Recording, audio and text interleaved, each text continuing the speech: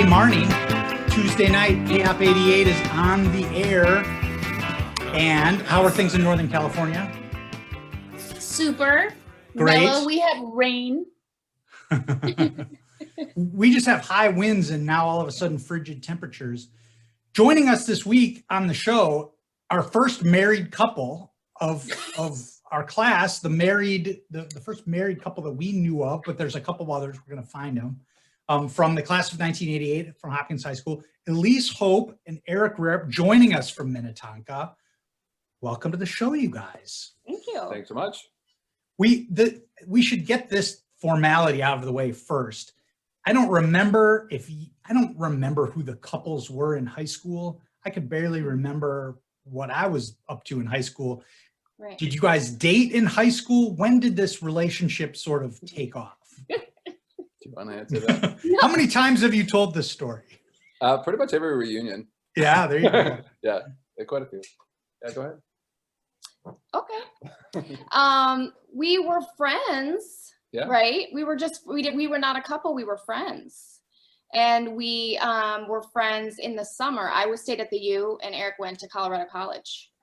So we reconnected, wouldn't you say? Yeah, we started dating, we would connect over the summer and then we started dating after college, kind of in mid-20s.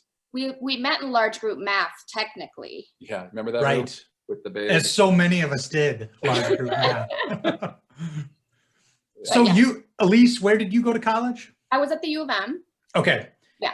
And yeah, I forgot, Eric, that you went to Colorado because you went to work at the U like right out of school, right? Or you went to school? I did work at the U after college for the Alumni Association for about a year and a half. In fact, that was kind of like when we were dating and whatnot, because Elise was working down there, I was working down there, and yeah, it was kind of fun. It was cool. It was such a different experience than CC. CC was such a small school, and being down at the U was just a totally different experience. Eric said no one said hi to him. Like, he started taking classes at the U as well. Oh yeah, that's true. Yeah, It was different. yeah. No one said hi to you at the U or at Colorado College. No, He knew every single person at CC. CC was so small. CC was the same size as Hopkins, so it was, totally a small school for college, and so the much different. And then you go to the U, and obviously you don't really recognize anybody. So Yeah. So we were talking a little bit about working from home and stuff. One of the things that I remember about you, Eric, right out of college was like you were on this internet thing pretty early, right? So this like working online is not that. Well, you tell us. Is it a massive departure? This sort of COVID era remote work internet? well, what's funny is, so I've been in technology for a long time, for my career and whatnot. And I would say, throughout my whole career though, while, you can work from anywhere, and I've worked in a zillion coffee shops and all the kind of things, I actually really liked going into the office. So I've been at the company I've been at for about 7 years, and the one before that for about 13. So but it was all, I traveled a fair amount and definitely worked, on my laptop a lot, but I always liked going into the office. And so it did take me a few months to kind of get used to the idea of being home. And now I've really enjoyed it. And Lisa and I were talking about this the other day. It's really been of all the things that are obviously not so great with the pandemic, one of the positive things though has just been, kind of the work-life balance. It's been significant improvement. Well, And that's Elise, how has interesting. the pandemic affected your daily life? Yeah, so I worked in the private sector after I graduated from the U, and then I actually went back to get a master's, and so I was a teacher for a while. But I would say it hasn't affected me too much. Eric traveled a lot when the kids were younger, so I gave up my teaching career and basically volunteered. Sat on the Minnetonka Park Board for a while. Wow. I had just started reserve teaching a little bit. So that's the piece that I have not hopped back into since we have a house full ourselves, but I may reserve. In the schools, you can be trained to basically be an online reserve or with younger kids in person. So we're kind of on hold right now here just to see if we're gonna go more fully remote or if the younger kids are still gonna stay in school. We're just kind of changing on a day-to-day basis. Yeah, because in Minnetonka, where our kids are in school, the elementary kids are going to the high school. Yeah, so it's really interesting. They had, I know you guys had Mike Lesage on, recently, and they, as a board member, they were, putting out all these different options. There was like 7 different options for how they were going to do the high school or how they were going to do schooling this fall. And so one of the options that they went with is basically the elementary kids are actually at the high school, and the high school kids are remote. And then, middle school is kind of hybrid and all that kind of stuff. But yeah, it's pretty interesting because it's just been, obviously totally different and all that. Yeah, just adjusting and adapting as we go along. Yeah. So Elise, your mom was a teacher. Marnie and I were talking about this, we talk about influential teachers, and, your mom taught me how to type, and like, you don't really think about that as being a super influential part of but I'm a journalist. I type all day, every day. And it's so daily. I mean, her work as a teacher affects me every day. Like literally. Yeah, Eric mentions that too. I learned to type from her very young.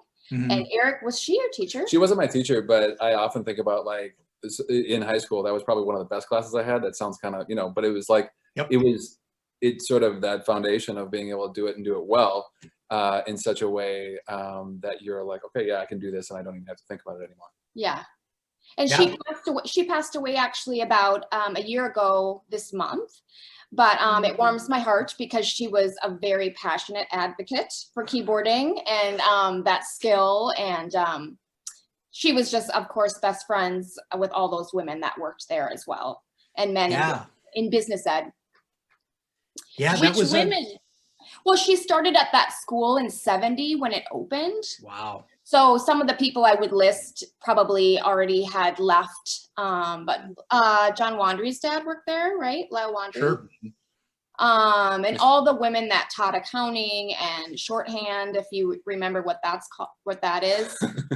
Yes. So, and I would say she was still an advocate for live teaching of keyboarding because it helps so much with work. And if kids do it digitally, they sometimes cheat. Yeah.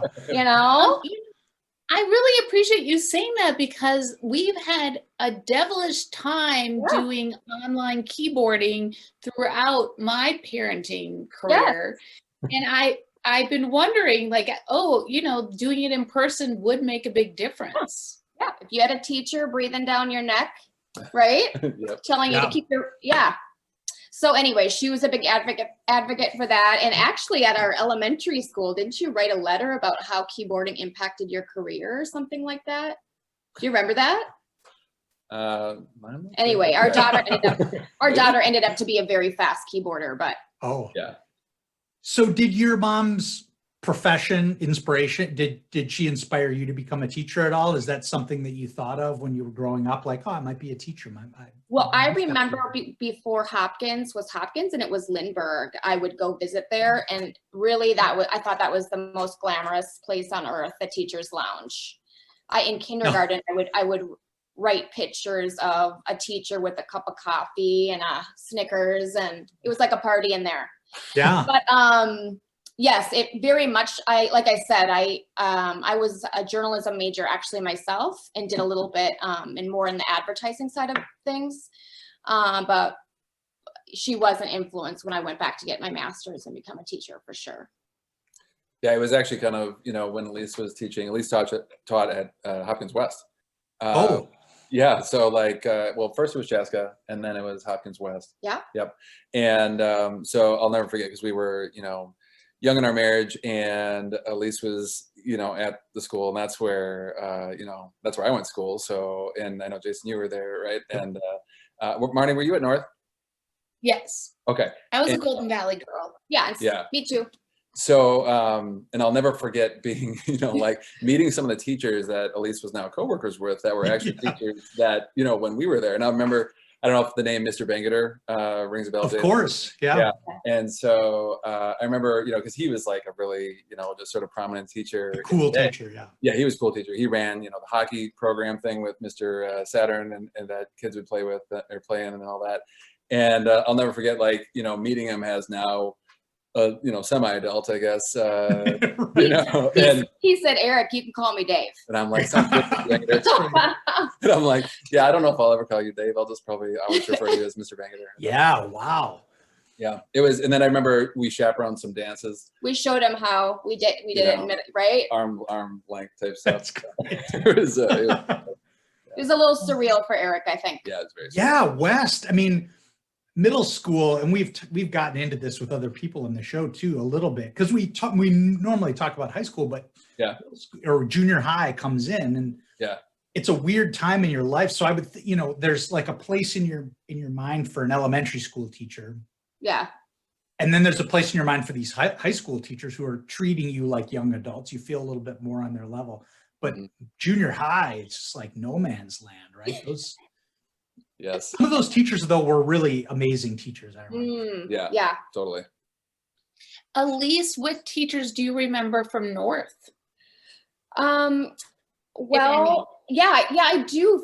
For whatever reason, Mr. Lockwood really stands out because I had a brief tennis career, and he was just a really memorable teacher anyway as well. How about you? Well, when we were talking to Jill Tisa, COPS team last week, Yeah. I was thinking about we had two Mr. Graffs, Mr. Oh. Graff with 1 F and 2 Fs. And Mr. Graff with 2 Fs taught judo and English. I remember the judo. I took both those classes. Cool. Judo and English. Well, we have some people here. We have a big audience. Don't want to freak you out. We have 19 people watching and some Nice. comments. Heather Mazinga Stevens says, "Hey guys." Jenny Thompson Grossman says, "You guys look just great. Just the same. Elise, your mom was great." Oh. And then Chad Alt says, "Eric, your hair looks great. Work in the back though, mullets rule." Chris Camp Glazer says, "Hi guys, good to see you both." And Doug Robertson, "The social studies teachers at North were really great. I can't remember their names." I know it's hard, Doug. I brought this up when we, you know, did the advanced promotion for this, but it must be, I mean, we just need to pay tribute to this. Eric did have, of all the mullets in our class, Eric's may have been the best. Do you remember, I mean, because they were not called mullets back then, right? I mean, it was just, I remember, like, you know, people call it hockey hair. Yes. It kind of. But you definitely made a certain commitment to it. Do you remember when that came off? Must have been in college sometime, right? Or was Yeah. it So before? this is. But yeah, so when I went to college, I'll never forget it, because since I came to college with longer hair, people thought I was an upperclassman already. Because he was in Colorado and it just Right. seamless transition. So I remember riding my bike around campus, just kind of, you know, finding my way about or whatever, and people thought I was upperclassman, so they were asking me like, where's this? I'm like, oh yeah, it's over there. I had no All idea. because of the hair. All because of the hair. It was already flowing in Yeah. the breeze. Yeah. So I just kind of grew it out and sort of had the longer version of the mullet when I came home for holiday break when I was a freshman, and then went into a variety of different long Eventually hair kind of morphed options. into like a bell, wouldn't you say? Yes. Yeah. Anyway, Yes. we don't have to dwell on that. But There's That's great. The audience is really caring about both of your hairstyles. I have some more comments. Oh, are we going to talk about the claw? I saw About Oh, no bangs Chris- here. Chris Camp, Elise has always had beautiful hair. Oh, thank you for shifting the focus back to me, like it. Chris. York says, "Business in front, party in Yes. back." Yes, that that is is true. that's a long version of the mullet name. Yes. And there's Eric used to cut it like this in college, wouldn't you? Like pull Yes. it forward and cut it in Yeah. the back. And Jeff was- Carlson may remember, he and I went through a phase where we did Sunnin. If anybody oh remembers yes. Sunnin. Yes. Oh yeah, Sunnin. of course. Yeah. And so I remember spraying Sunnin on the tips of my bangs and then on the back of my, the party in the backside. And yeah, that was some, We had to explain to our kids what sunning was. yeah, they didn't really know what we They were talking had about. never Yeah. So, Anyway, we didn't mean to cut off the comment. No, that's good. I would like No. take it in whatever direction it goes. More knowledge. This is yeah. Oh this is yeah, there's critical. a lot of comments about the hair, but I'm more interested in your lives. Eric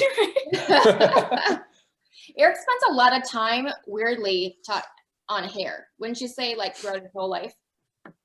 Like, there's like hair contests at work. Yeah. Yes. Yeah, you know. Yeah, we've had some What do you strange mean? hair things. What kind of hair contest, Elise? Just, you know, everybody our age, right, has some pictures. So Yeah. like Yeah. whatever Yeah. work environment you're in, you know, we kind of have that bond at our age of people. Yeah. Where you know, our kids aren't going to have that kind of hair hall of fame like we do as much. Right. Yeah, the 80s had some big, Yeah. literally big hair. It is interesting from where we kind of sit in, you know, just the time that we grew up in the 80s, and now how we, you know, where we kind of sit in our workplaces with respect. You know, I work with my whole staff they're all millennials. Mm-hmm. They're not very curious about the 80s, honestly. They're not very curious about much that happened before they were born. But they do, these things do come up occasionally where they'll say, so, you know, in the 80s, like, you really, like, how many cassette tapes did you have? You know, like these weird Yeah. questions Yeah. they can't even imagine. Yeah, so it's great. And the hair definitely comes up. So yeah, just some other people quickly weighing in here. Chris Bjork is in. Caprice Burno is in. I don't know that Caprice has joined us yet Caprice. on the show. She was a So it's great to hear girl. from her. She said she's sorry she gave, oh, no, now there's some crosstalk going on. All right, well, Oh. That's all right. Probably good. we'll let people sort that out on their own. So this is normally Marnie's question, but I'm going to ask it. So have you guys, either of you or together, during the pandemic, have you picked up a new hobby? Have you started doing something in your life that's really, you know, sort of notable that you weren't doing before we started locking down? I would say probably you more than me. Yeah, I started, I had torn my ACL 2 years ago. We had this huge snowstorm and in April of a couple years ago, and I tore my ACL. And so when the pandemic started in March, I started biking a lot, which was like really good, like just sort of kind of, you know, kind of rehab type stuff. And so I've been doing that quite a bit, and I've really enjoyed it. I bought a fat bike and I've really just liked it. So I'd say that's probably from a hobby standpoint, that's been probably the thing that I've been doing the most because of it. Yeah, and it's been great. Yeah, I've just been nagging kids to get their homework done. I don't think that constitutes as a hobby. But it is daily. It is daily though. Yeah. It is daily. It's not bread baking, but What, baking? I said it's not baking, but it's, you know, it's vital to Yes. just, you know, keep the spirits up, keep the food coming with the online learning, and just making, you know, forced walks, Yeah. forcing people to get done a lot of forced outside, walks. forced family walks. Yes. Yeah. How How do you does do that go over? Are they okay with it? They're better for it afterwards. Yeah. Okay. I mean, it's a long time to adjust. You know, there are worse things, obviously, but it's a lot of screen time, right? Yeah. So But yeah, we've tried to spend more time outside, and Yeah. I would say the other thing, you know, we did, you know, we cook a lot, so that's been a lot of fun, kind of from Yeah. a hobby standpoint, just to, you know, because obviously we're eating together pretty much all the time. So Yeah. You guys cook together? Is that a family activity? I don't know if it's so much I mean, Eric is our head chef. the eating part is. Oh, Yeah. yeah. That's where we're all together. But I'm yeah, the shopper. Yeah. Eric's kind of the head chef. and the kids will help out with cleaning. Yeah. So it's good. I think the goal just for this winter being in Minnesota is just to make sure we're outside. Yeah. Just to keep doing that every day. That's for sure. I mean, I think that when you grow up in Minnesota, you're a little bit better about being outside in the cold, or at Mhm. least, you know, you understand it. Yeah. Yeah. But I'm hearing from a lot of people now, they're like, I'm getting like they're investing in more insulated clothing because they're going to make Us that too. commitment. Like, Yeah. Yeah, totally. Yeah, we've got a lot of gear. I bought a box of toe warmers and hand warmers and nice. yeah. This is good. This is planning ahead that I Yeah. admire a lot.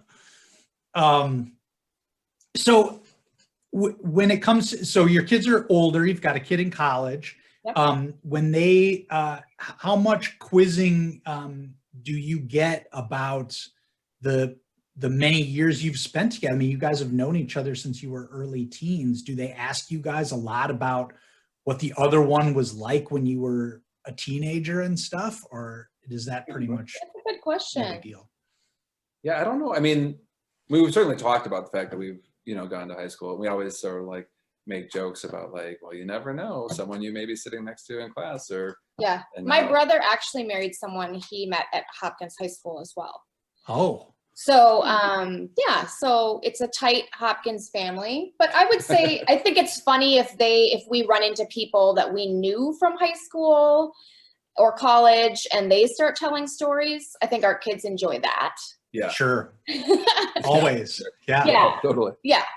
Marnie and I are totally protected from this. This is great. You are. Yeah, I never run into people, well, not with my kids so much, but Yeah. Yeah.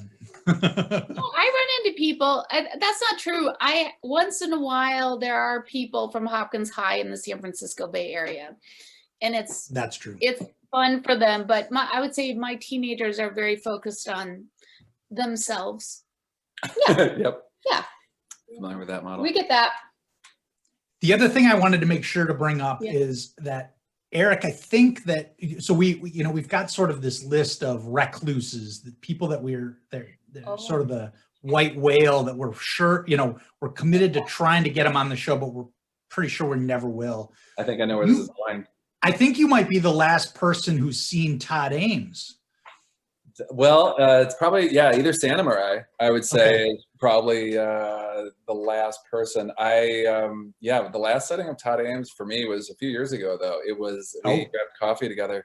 We hung out a lot after high school, and he got married. I haven't talked to him for a couple of years. But last I know, he lived right, kind of near Medicine Lake or something like that.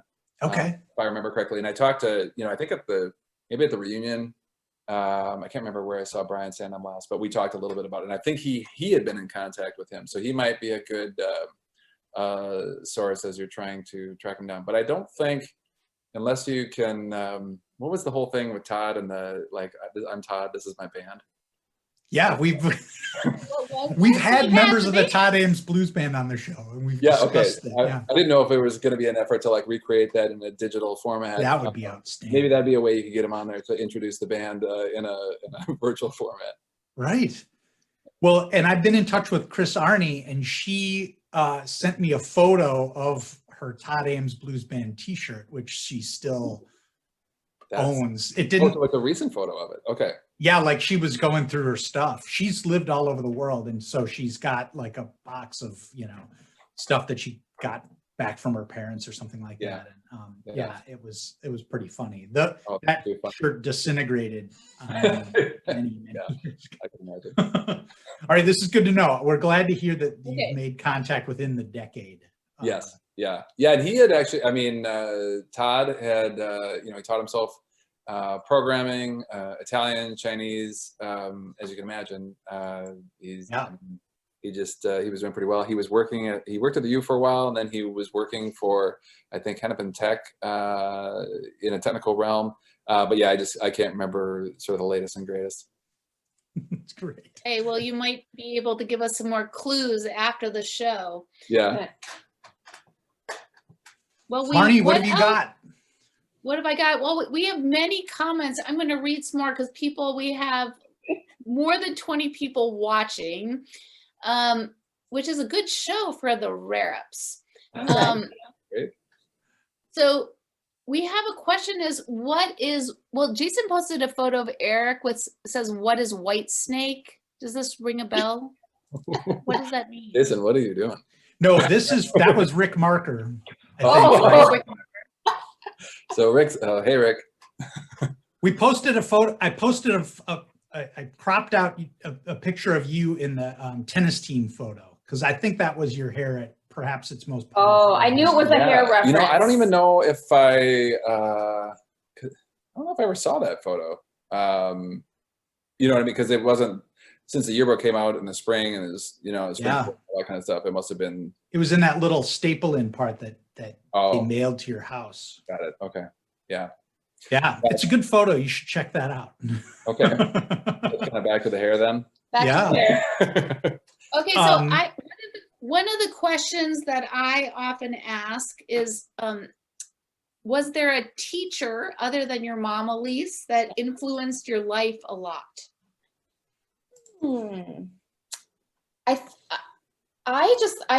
One of course, we're all blessed to have gone to Hopkins. I remember Mr. Is it Bogerding? I'm saying his name incorrectly. What's the correct pronunciation? I think just Borgerding. Yeah. Borgerding with the R. Yeah, I just remember writing and rewriting and me telling him that I usually just got A's on papers I turned in. Just like trying to like, he was really a tough teacher. And you know, if you got a little sidetracked or we're having a little chit chat or we're looking at the wall, you know, he was just on it. And you guys will probably remember Big Kid, Little Kid. Oh yeah. Yeah, you know, back in the day, and I think he even I think I had to ask for a piece of his beard or something. Isn't that weird? Oh my. What? No, what do you mean? Well, you know, like you had to do those challenges, right? You had to do those when you were the little kid. You had to do the challenges. I'm sure that would all not be allowed today, but yeah, I think Mr. Borgerding was very just super committed, and he just really drilled down the writing process, I would say. You know, and but did he give you a part of his beard? Did he cut it?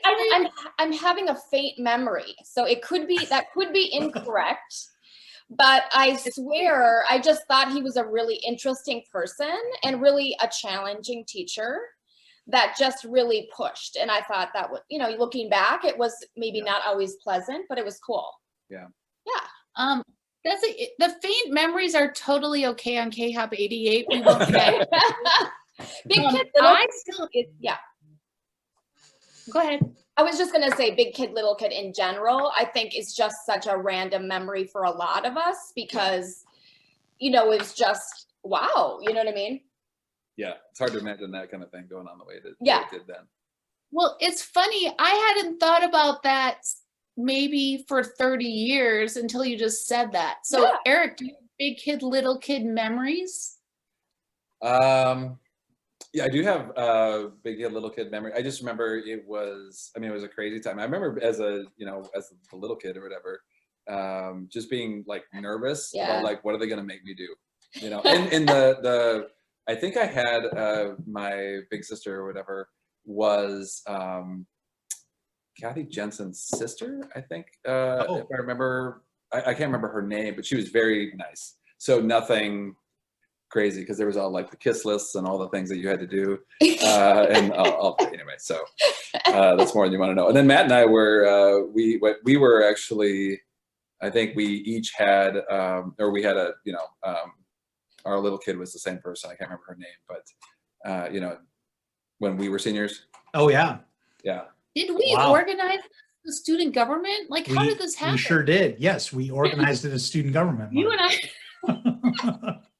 Kyle Smith is also remembering the kiss list. Yeah, that was controversial, and I wonder when that when that went away. Yeah, that was just a lawsuit waiting to happen. Yeah, totally. My big sister was a punk, a legit punk, like, and she bailed on it halfway through. I just remember I stopped getting notes from her. That's very punk. But the challenge for me was I had to go. There was a kid who had like a 2-foot tall mohawk that he would sometimes wear up and sometimes wear down over his face. And I had to go outside and ask him for a smoke. And I was horrified. They were real challenges. Yeah. Yeah. They were humiliation. Yeah, for sure. Yeah, And that's I funny. swear I remember someone even like duct taped to one of those big pillars. Like that's something you would, you know what I mean? I don't remember what year it was or whose little kid it was, but that's like something you see in a movie. Yeah. You know what I mean? Yeah. And Yes. again, that's another faint memory. So don't test me or Yeah. fact check it. But you know, it was a crazy time, big kid, little kid. Has anybody covered the tennis ball fight? Or I was just gonna say that we were Oh. leading in that direction. So we have an idea of having a show about the great tennis ball fight, but we don't have any leads except for Ramon seemed to remember the most about it. Do you have Okay, memories? just that it happened, and I remember. I mean, didn't people get significantly in trouble or something like that? Or I don't know why I thought I remember there was some major fallout, but I guess I can't remember. I just remember it They happened. called off winter games. They said we couldn't. There was as I remember it, there was a tennis ball fight, Yeah, and then they called off the winter games, the winter fest thing, right? yeah. And then there was a sit-in. Oh, okay. So those were the events that were connected. Okay, 'cause That's how I remember. remember. I remember the sit-in and the tennis ball fight. I thought that they were sort of connected, but I guess I didn't really realize all the. What was all the of that. sit-in about? I remember it. Why was there a sit-in again? Because they called off the. Oh, the winter games. Yeah. Yeah, they And said that, we. didn't the news come out or something? Yeah. Like, I remember something about That's how I have somewhere. I have a clipping from the newspaper. that. Oh, really? You know, the kids sitting in, and That's funny. yeah, we were finding our voice. We were Yeah. speaking up. Well, we have some more comments before we close about the duct taping that they think, well, there's a lot of comments. Okay. Hold on, I have to refresh. Hold on. Yeah, no. Joel Evans says the kid in question was shrink wrapped to the flagpole Oh, the okay. night of the all school campout, and that's we've not even Even touched on that. touched the camp out. Oh, I What remember. was that? I don't even Remember remember. the sophomore camp out? Yeah, it was like a homecoming weekend or something, Yeah. right? And That I- we planned. what's that? Oh, they, Well, I mean, I was on student government. I must have planned these things. yeah, and I remember there was like a whole. I mean, I don't even know. It's probably just a parking lot now or something because the school's changed so much. But it was like on the south lawn, like kind of in between North and the high school, and they just Yeah. put tents everywhere, if I remember correctly. Yeah, a massive. I mean, yeah. Do you remember? Elise, do you remember the camp out? Did you go? I don't remember that. I feel like I camped out senior year. Was there another camp out? I remember being in a tent at school. I can't remember what year Yeah. it was. Oh, at school, really? I think so. Because I think, well, I don't know. I mean, I think of like senior skip day. I was in a tent at school. I don't As know. I remember it, it was sophomore year, and there was a bonfire. Yes, Um, maybe that's what I'm it was thinking of huge. then. Yeah, That was Huge bonfire. probably it. Yeah. Cool. and the big rule was no girls and boys tents, no boys and girls tents, and Jenny Anderson was in our tent and got sent home. Oh, really? And I was not in the tent at the time, but I like rolled up on the tent, and I think Tony Cobb was involved. We'll have to ask all these questions. Yeah, that's a whole nother Right show. near me. Yeah, it is a Tony whole Cobb other lives show. near me. Yeah. Yeah, Tony Well, Cobb. this is so what year did the tennis ball fight happen since we're pursuing this idea? What I year want to were say we it was our sophomore? junior year. actually. Yeah, that's what I was gonna say. I mean, it wasn't when we were seniors, I don't think, Right. that I recall. So yeah, either sophomore or junior year. We are going to have to do some investigative journalism on this because Yeah, Chris there's Camp some- asks a great question. Where did all the tennis balls come from? There were a lot of tennis balls. Yes. And aren't Somebody we had to tennis- have access. the tennis players. Yeah, Well, right. so, yeah, I'm not me. I didn't do it. Eric has no Oh. memory. I have no memory of the. You could ask Mr. Hutton though. He was the tennis coach, so maybe he was the instigator, or Dave. Yeah. All right. Well, do you guys have anything that you wanted to bring up? Any questions for us or for the peanut gallery? Any memories that you thought we would talk about that we didn't get to? I don't think so. I just think that it's, like you said, started during the beginning of the pandemic. It's just a great way to bring our whole class together. And it's such a blessing to see all the deep connections that still persist. Yeah. And we just want to wish everyone to be well this winter and to continue taking good care of each other, really. Yeah, it's really cool that you guys are doing this. It's fun to, when I was looking through the list of all the ones that you've got, and are you planning out future episodes? We are. We're gonna do this until we interview everyone, including Todd Ames and all the recluses all over the world. Wow. Right. Okay, that's a good goal. I like that. Yeah. We will see. Yes. So speaking of future episodes, next week, Rick Marker. We're looking forward to catching up with Rick. And then the week following is Laura Etnier and Kyle Smith will join us. Cool. And beyond that, we're filling it up. So we've got, Marnie and I just need to dig in and book some of these episodes, because we know that a lot of you have joined us every week on the show, of giving us great questions in Facebook and stuff. So we will tap you on the shoulder and And we'll just maybe have to work on helping you do some recruiting. There's a lot of stories out there, right? Yeah. Absolutely. Yes. Yeah.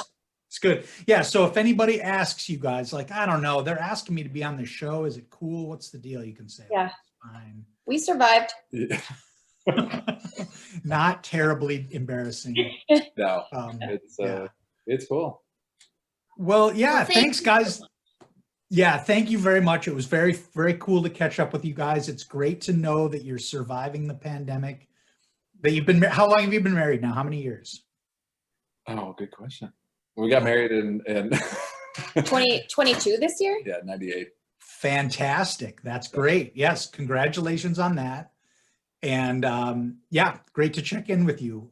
Good health to both of you. Marnie, keep on keeping on in Northern California. And See you next week.